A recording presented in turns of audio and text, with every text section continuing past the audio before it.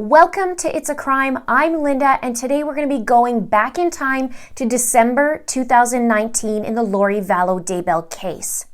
A few months ago, or several months ago, I talked about a pattern I saw regarding JJ's iPad. But today I'm going to do a standalone video on it, and now that we have a little bit more information, I feel like this could be an important part in the case to expose.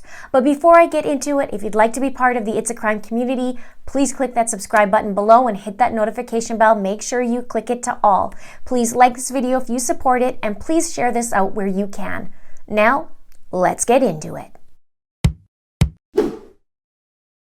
We will be talking about Lori's actions in December 2019, January 2020, and February 2020, right up until the time that she was arrested.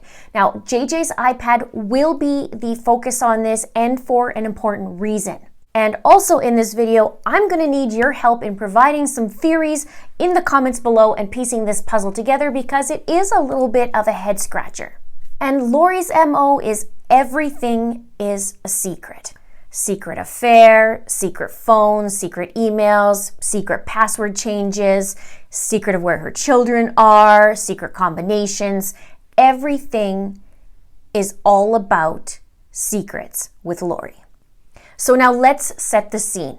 In December, Lori and Chad were in Hawaii with JJ's iPad, along with Tylee and JJ's birth certificates, Tylee's bank card, Tylee's phone, another iPad that was logged into JJ's Apple account, and also JJ's school registration receipts from Kennedy Elementary in Rexburg, Idaho. By this time, the kids have been deceased for around or almost 3 months. And at this time, Lori and Chad would have been married about 1 month. They were married on November 5th in Hawaii. They came back to Rexburg and then flew out again on December 1st. Now, if we rewind a little bit, JJ started grade 2 in L.I.F.E Academy in Gilbert, Arizona in August 2019. He was at school for about a month, not even, and then they moved to Rexburg, Idaho, and JJ attended Kennedy Elementary School. Now, at L.I.F.E Academy in Gilbert, the school uses a communication app called Bloomz for parents and teachers. And every time an important event happens, like I'm going to be showing you, Lori accesses the app. So now let's get into it. First, a little bit about the app. Bloomz allows a school and teachers to share information with parents and students. It can do things like post status updates and photos, send messages and reminders individually or to all parents, create and share calendars, coordinate volunteers and field trip support, set up parent-teacher conferences. Now, 2 features that stick out to me on this app is it sends direct messages from teachers to parents and vice versa. Also, parents can exchange private messages with one another. Here's where it gets really interesting. Lori had been logging into this Bloomz app after her move to Rexburg. The bulk of her logins were in December, January, and February. But there are 2 logins prior to that, one in September and one in November. But first, a couple of important points and interesting points. Friday, August 30th, 2019, this was JJ's last day of school at L.I.F.E Academy. That same day, they, meaning Lori, Tylee, and JJ, say goodbye to Colby Ryan, and the next day they plan to move. Lori doesn't share to Colby where she's moving to. Of course, that's a secret. Now, also, the staff were told that JJ didn't even know that Charles had died, because JJ told the teachers that his dad wasn't in heaven, that he was just traveling. And Lori told the teachers that Charles committed suicide, but I'll save that in another video in my Charles Vallow series. And you can see that series in the description below. Now, on Wednesday, September 4th, 2019, it's JJ's first day at Kennedy Elementary School in Rexburg, Idaho. On Thursday, September 5th, L.I.F.E emails L.I.F.E Academy and withdraws JJ, saying she had to take a job ASAP. Now, notable, it's reported that after this email, L.I.F.E never followed through with formal withdrawal process, and JJ's new school, meaning Kennedy Elementary School in Rexburg, did not request his records, which staff says is not normal. Here's the email from L.I.F.E to L.I.F.E Academy. Since the circumstances in our lives have changed drastically since my husband passed away last month, I have been offered a job out of state and have had to accept it. We have had to move quickly since the job started ASAP, so I'm sad to inform you that Joshua won't be returning this year. You have been so great to get him in this year, and his DDD funding and scholarship have just all finally been settled. I really appreciate all you have done for JJ. I will continue to recommend L.I.F.E to all of our friends like I did with, and that's redacted. We are doing our best to adjust to our new life. Please let me know what you need me to do to withdraw him. You can email me a withdrawal form or whatever needs to happen. Thank you again, L.I.F.E Academy. We really loved our time with you, Lori Vallow. Now, 2 days later, on Saturday, September 7th, 2019, Lori accesses the Bloomz app. Sunday, September 8th, 2019 is the trip to Yellowstone with Alex and the kids and Lori, and Tylee is killed on this day between the Sunday night or Monday morning. She is killed, dismembered, and placed in Chad's Pet Cemetery. When I look at the patterns of the logins, I keep asking myself why. And this first one on September 7th could be for a variety of reasons. And you can let me know your thoughts, but perhaps Lori just wanted to see if she could log in and if it would work. That could be one reason. Maybe she wanted to check out some other things, or maybe someone messaged her from school and said, hey, I heard about you guys moving, something along that lines. We really don't know. But it does start a pattern after this, so buckle your seatbelts. The next login isn't until 2 months later in November. Now, remember, in between these 2 months from September to November, it's busy for Lori. The kids are killed. Lori rents a storage unit. Chad's having an affair with Lori. There's an attempt on Brandon's life. There's an attempt on Tammy Daybell's life. Then the second attempt is successful on Tammy, in my opinion. And Melanie Boudreau moves to town. Not to mention there's Hawaii trips in October with Melanie and Lori's November trip for their evil ukulele-wielding wedding. Busy, busy, busy. So here begins the sequence of logins. On Thursday, November 21st, Lori accesses the Bloomz app. My question is, why? Then I noticed that somewhere around November 19th, Lori's neighbor, Seth Bernard, gets questioned by the police. And this is what it said on Fox News. Seth said Lori kept to herself. One day, a police officer showed up on Seth's doorstep asking about Lori and her children.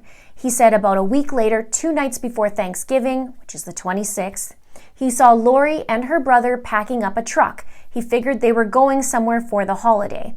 The next morning, boom, they're gone, Seth said. That's when police and the FBI came crashing in. So this actually had me perplexed for a few reasons. We know that the welfare check happened on November 26th, and I do believe Kay phoned in the day before about the welfare check. That would have been the 25th, I think.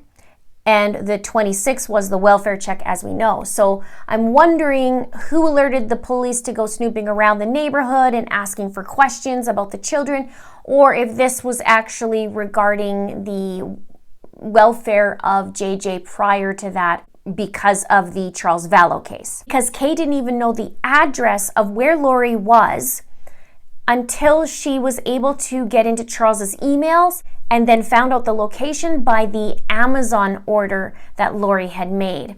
So that's when she found out the whereabouts of where they were.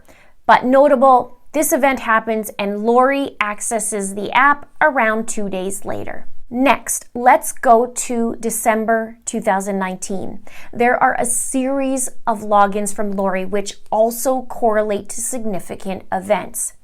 The event on Friday, December 6th.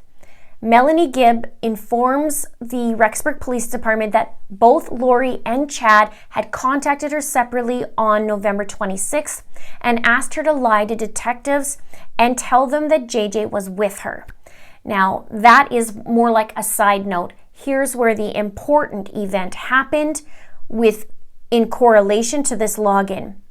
The same day, on Friday, December 6th, law enforcement serves a search warrant to JJ's old school at L.I.F.E Academy in Gilbert, Arizona. And on Monday, December 9th, just 3 days later, Lori logs into the app. And I'm starting to wonder at this point, what is she using this app for? Is it to communicate with another parent? Is it that people are asking her questions? Also, these events, like I mentioned, seem to trigger her logins. And if that's the case, then how would she know that there's a search warrant at the school for JJ? Someone would have had to tell her, right? So who knew about her logging in?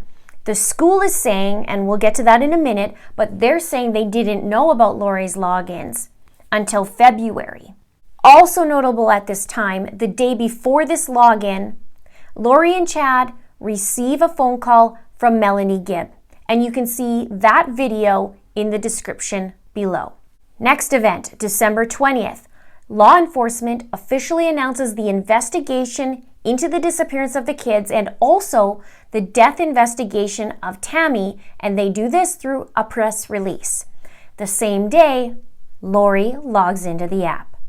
And I'll read you a little bit of the press release. It says, the Rexburg Police Department and the Fremont County Sheriff's Office, with the assistance of the Federal Bureau of Investigation, are investigating the possible connection between the death of a Fremont County woman and 2 missing Rexburg children. Then, on January 7th, 2020, Larry and Kay Woodcock announced the $20,000 reward for the kids. The next day, on Wednesday, January the 8th, Lori logs in. Now, on Thursday, January 30th, this is the official day that Lori was supposed to appear in Idaho and produce Tylee and JJ. Her deadline was 5 p.m. that day, and as we know, she didn't produce the children. So guess what? Yep, you guessed it. The next day, on Friday, January the 31st, another login into the app. So this is starting to get highly suspicious, isn't it? In my opinion. Pretty sure it's not for nostalgic reasons for Lori, again in my opinion. Now on Tuesday, February 4th, Lori accesses the app again. Then, that same day, her access was cut off. So, when I looked at the timeline, there were interviews aired with Colby Ryan on February 2nd, which was 2 days before, and with Charles's ex-wife on February 3rd. Could this have prompted the login? Or did somebody somehow know her communication was about to be cut off and she got on there and then it was cut off? Just some questions I'm having about it. I really don't feel like this is a coincidence. I don't believe in coincidences. So L.I.F.E Academy made a statement regarding this entire situation to Fox News, and they said this. We provided an initial statement to the media at that time. Since that time, we have learned some additional information. It would appear that an application or phone identified as Lori Vallow has been continually monitoring JJ's classroom communication system we use between the classroom and the parents, in addition to our organization as a whole. Upon discovering that Lori's name was used to sign on to this app, the name Lori Vallow has been tracked multiple times since JJ was unenrolled. Some of these instances occurred around Thanksgiving, when the story of JJ's and Tylee's disappearance broke before Christmas, and most recently up to last week when we found this out and removed her access to the application. We cannot speculate as to why Lori or someone using her accounts or electronics would continue to follow the classroom or our organization during this time frame. So this pattern and this piece of the puzzle has been bothering me for quite some time, and when something bothers me, I need to rip it apart and explore it. What are your thoughts as to why Lori would be accessing this app? Why does it coincide with major events? Why would she even bother with it? Is she communicating with someone in particular? And if so, who? And even better question, why? Let me know your thoughts in your comments below. Please subscribe if you haven't done so already. Click that like button and click that share button. Thank you so much for watching. See you soon. Seth said Lori kept to herself. About that time, friends. About that time.